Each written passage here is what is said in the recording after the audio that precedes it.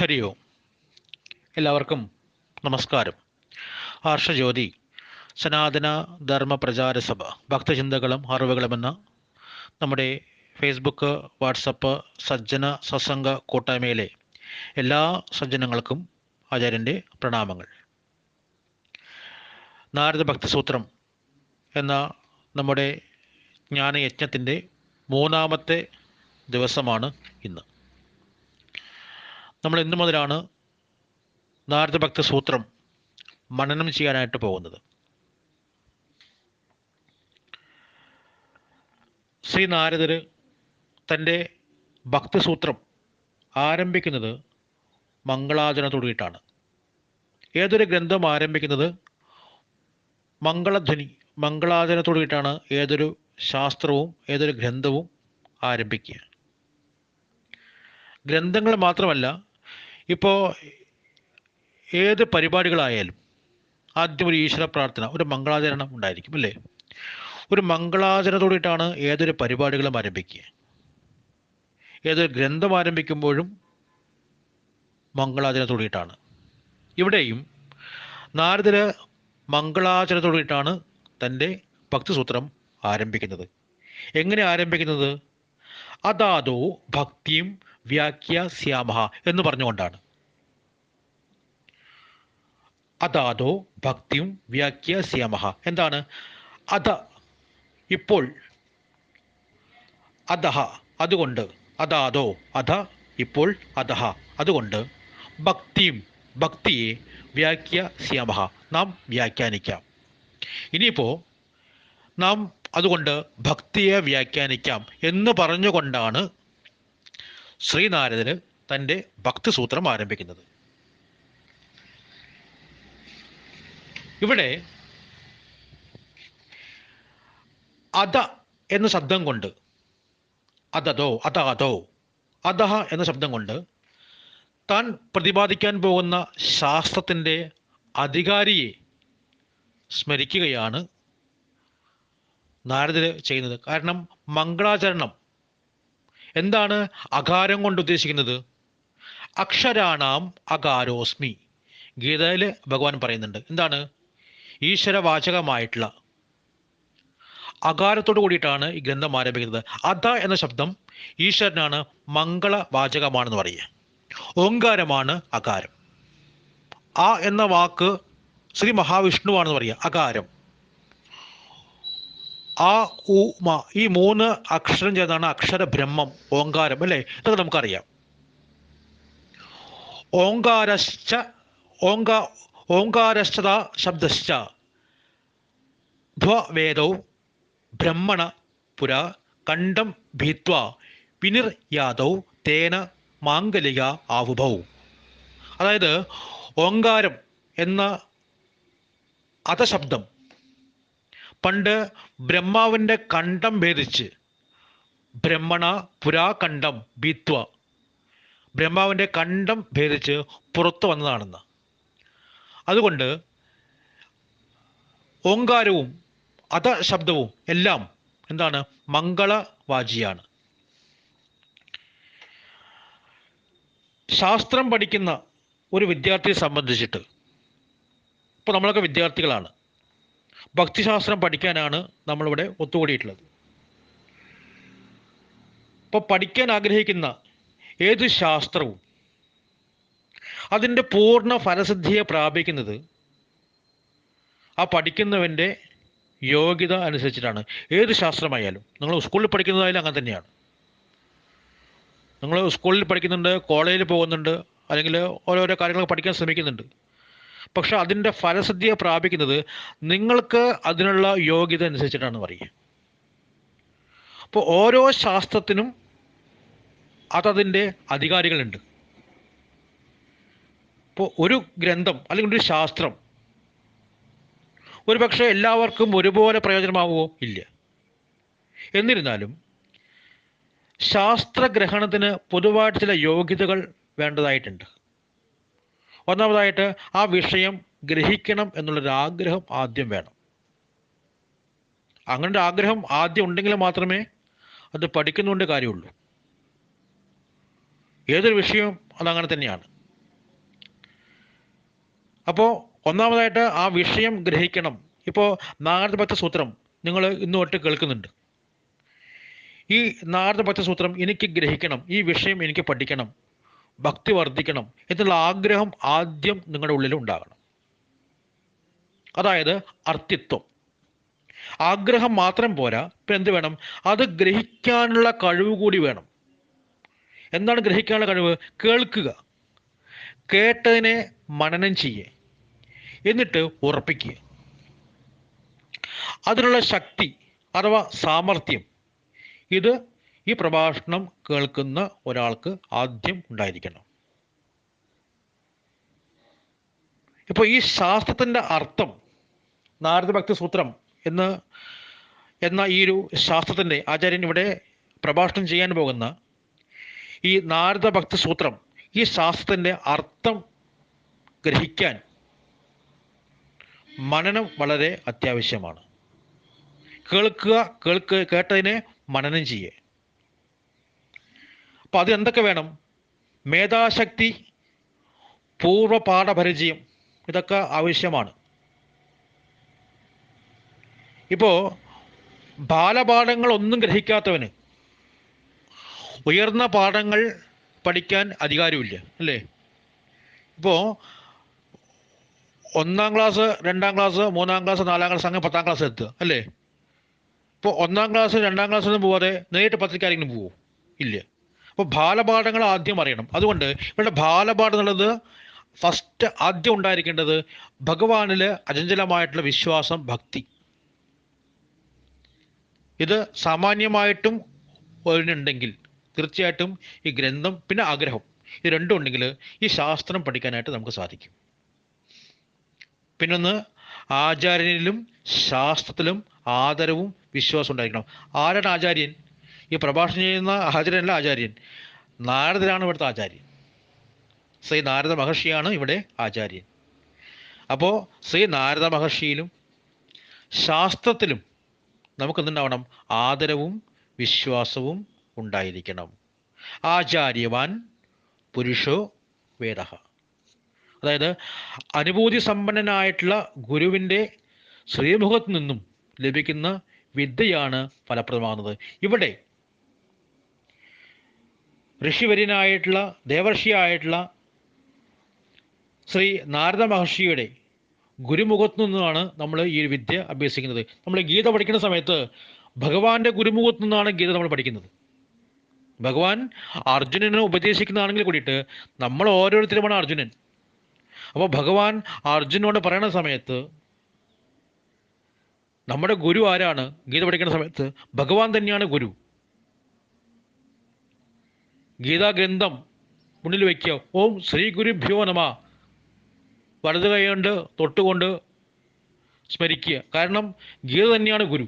അതായത് ആരാണ് ഗീത? ഭഗവാൻ തന്നെയാണെന്ന് പറയുക. കാരണം ഭഗവാന്റെ ശ്രീമുഖത്തു നിന്നും ഉള്ള വിദ്യയാണ് ഗീതയിലുള്ളത്.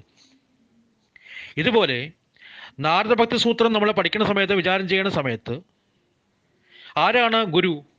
ശ്രീ നാരദർ. അപ്പോൾ നാരദരിലെ ഭക്തിയും വിശ്വാസവും സേവന ബുദ്ധിയും നമുക്കുണ്ടായിരിക്കണം. അപ്പോൾ ഈ വക യോഗ്യതകൾ നാരദഭക്തി സൂത്രം മാത്രമല്ല, ഏത് ശാസ്ത്രം പഠിക്കുന്നതിനും അനുപേക്ഷണീയമായിട്ടുള്ള ഗുണങ്ങളാണെന്ന് പറയുക. ഇപ്പോൾ ഓരോ ശാസ്ത്രത്തിൻ്റെയും അതിൻ്റെ പഠനത്തിന് അതിൻ്റെതായിട്ടുള്ള ചില പ്രത്യേക യോഗ്യതകൾ വേണ്ടതായിട്ടുണ്ട്. വേദാന്ത ജ്ഞാനത്തിന് ആരാണ് അധികാരി? സാധന ചതുഷ്ടയ സമ്പന്നനാണ്. ആചാര്യസ്വാമികൾ പറയുന്നുണ്ട്, വേദാന്ത ജ്ഞാനം, വേദം ഗ്രഹിക്കുന്നതിന് സാധന ചതുഷ്ടയ സമ്പന്നനായിട്ടുള്ള ഒരാൾക്ക് മാത്രമേ അതിന് അധികാരമുള്ളൂ. ജൈമിനീയ സൂത്രങ്ങൾ പഠിക്കാൻ തുടങ്ങുന്നതിന് മുമ്പ് ആദ്യം വേദം മുഴുവൻ അഭ്യസിച്ചിരിക്കണമെന്ന്. ജൈമിനി സൂത്രം പഠിക്കാൻ തുടങ്ങുന്നതിന് മുമ്പ് ആദ്യം വേദം മുഴുവൻ അഭ്യസിച്ചിരിക്കണം. ഇപ്പോൾ ഇവിടെ ഭക്തിയെക്കുറിച്ചിട്ടാണ് പറയുന്നത്. അപ്പം നമുക്ക് എന്ത് ക്വാളിറ്റി, നമുക്ക് എന്ത് നമ്മൾ അതിന് അധികാരികളാണോ എന്നുള്ളതാണ് ആദ്യം നമ്മൾ മനസ്സിലാക്കേണ്ടത്. ഇവിടെ ഈ നാരദഭക്തി സൂത്രം പഠിക്കുന്നതിന് നമുക്ക് എന്ത് യോഗ്യതയാണ് ഉണ്ടായിരിക്കേണ്ടത്? ഒരു ക്വാളിഫിക്കേഷൻ വേണമല്ലോ. ഇതിന് വേണ്ട ക്വാളിഫിക്കേഷൻ എന്താണ്? ഭഗവാനിൽ കുറച്ചെങ്കിലും ഭക്തിയുണ്ടോ മാത്രം മതി എന്ന് പറയുക.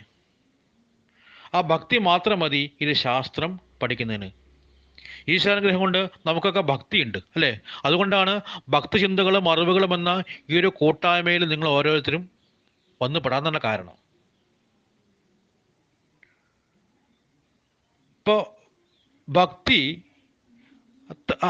ഭക്തി തൻ്റെ കവാടം ആർക്കും എതിരും അടയ്ക്കില്ലേ? ആർക്കും ഭക്തി അഭ്യസിക്കാവുന്നതാണ്. ഈശ്വരാനുഗ്രഹത്തിലും സംസാര മോചനത്തിലുമുള്ള ഒരു വിശ്വാസം മാത്രം മതി എന്തിന്? ഭക്തി സാധനയ്ക്ക്. ഈശ്വരാനുഗ്രഹം വേണം. സംസാരമോചനം എന്താണ്?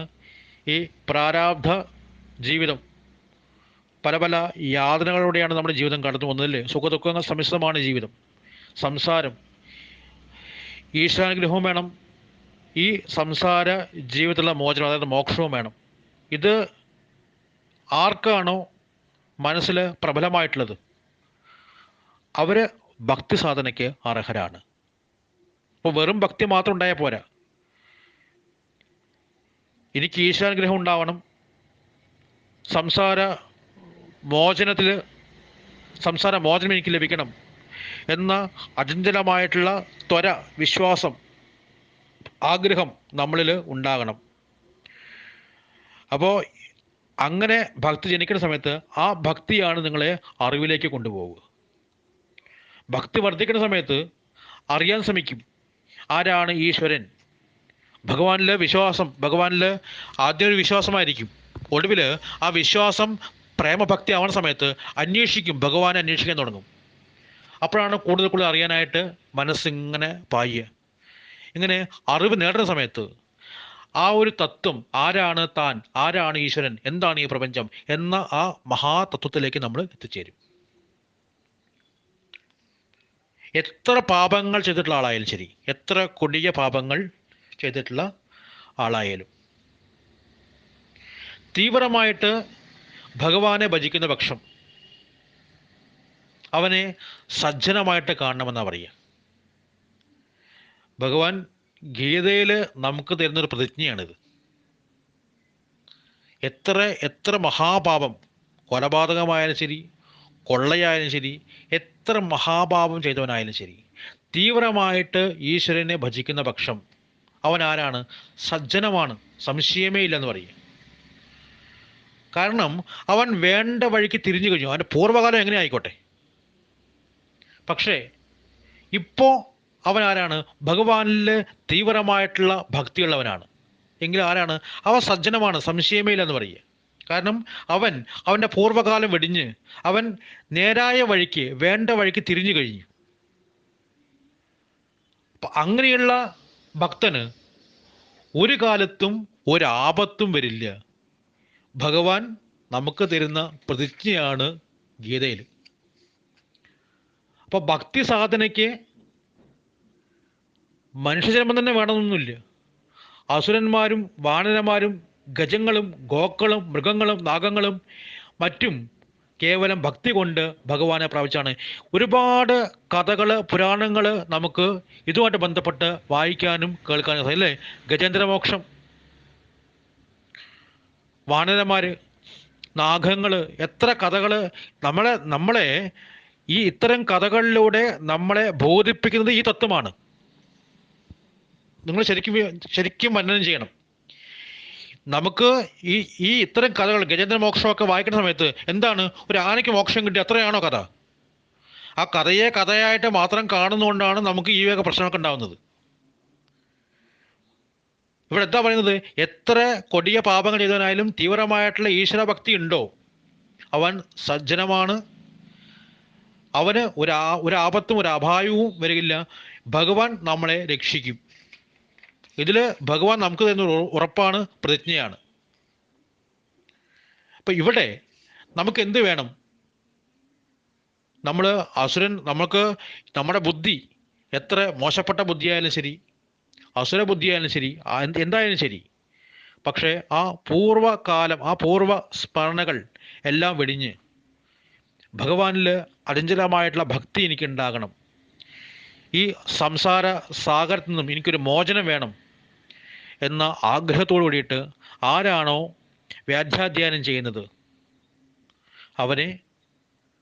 അവനൊരു ആപത്തും ഭഗവാൻ വരുത്തില്ല. പിന്നെ ഓരോന്ന് ഭഗവാൻ അവന് മുമ്പിൽ ഇട്ട് കൊടുത്തോളും. ചില സത്സംഗങ്ങൾ, ചില നല്ല നല്ല വ്യക്തികളായിട്ടുള്ള സമ്പർക്കം, ഇതൊക്കെ കാലം ഭഗവാൻ അവൻ്റെ മുമ്പിലേക്ക് ഇങ്ങനെ ഇട്ട് കൊടുക്കും. അതിലൂടെ പിടിച്ച് മുകളിലോട്ട് കയറുമെന്ന് പറയുക. അങ്ങനെ ഒടുവിൽ അചഞ്ചലമായിട്ടുള്ള ഭക്തി ലഭിക്കാനും ഭഗവാനെ പ്രാപിക്കാനും സാധിക്കുന്നു. എത്ര നീച യോനിയിൽ പിറന്നവർക്കും എന്തിനധികാരമുണ്ട്? ഭക്തിക്ക് അധികാരമുണ്ട്. ഒരാളെയും മാറ്റി നിർത്താൻ, നിഷേധിക്കാൻ സാധിക്കില്ല എന്ന് പറയേ. നിനക്ക് ഭക്തിക്ക് അധികാരമില്ല എന്ന് ഭാരതീയ സനാതന ധർമ്മം പറയുന്നേയില്ല. കാരണം നീചയോനിയിൽ പിറന്നവരിലും ഭക്തന്മാരുണ്ട്. മാത്രമല്ല സത്യം, അഹിംസ, ഭക്തി തുടങ്ങിയിട്ടുള്ള നല്ല കർമ്മങ്ങൾ, സത്കർമ്മങ്ങൾ, ഇത് ഏത് ദേശത്തും ഏത് ജാതിയിൽപ്പെട്ട ആളുകൾക്കും കാണാവുന്നതാണ്. അതുകൊണ്ട് ഭഗവാന്റെ അനുഗ്രഹം വേണമെന്ന് ആഗ്രഹമുള്ളവർക്കൊക്കെ എന്തിനധികാരമുണ്ട്? ഭക്തിക്ക് അധികാരമുണ്ട്. ഇപ്പോൾ തീർച്ചയായിട്ടും ഈശ്വരൻ്റെ അനുഗ്രഹം വേണമെന്നുള്ളതാണ് നമ്മുടെയൊക്കെ ആഗ്രഹം. അതുകൊണ്ട് തന്നെ നമുക്ക് എന്തിന് അധികാരമുണ്ട്? ഭക്തിക്ക് അധികാരമുണ്ട്. ചുരുക്കി പറയുന്നത്, ഈ ശാസ്ത്രം പഠിക്കാൻ നമുക്കുണ്ടായിരിക്കേണ്ട ഒരു ക്വാളിറ്റി അല്ലെങ്കിൽ ഒരു ക്വാളിഫിക്കേഷൻ, എൻട്രൻസ് എന്ന് പറയാം. എന്താണ്? എനിക്ക് ഈശ്വരൻ്റെ അനുഗ്രഹം വേണം, ഇത്രയും മാത്രം മതി എന്ന് പറയുക. എനിക്ക് ഭഗവാൻ അനുഗ്രഹം വേണം എന്ന ആഗ്രഹമുള്ളവർക്കൊക്കെ ശ്രീ നാരദരുടെ നാരദ ഭക്തി സൂത്രം പഠിക്കാൻ അർഹതയുണ്ട്. അവർ ഭക്തിക്ക് അധികാരികളാണ്. നമുക്ക് ഈ പ്രഭാഷണത്തിൻ്റെ തുടർന്നുള്ള ഭാഗങ്ങൾ നമുക്ക് വരും ദിവസങ്ങളിൽ വിചാരം ചെയ്യാം. കേൾക്കുക, മനനം ചെയ്യുക. ഹരിയോ.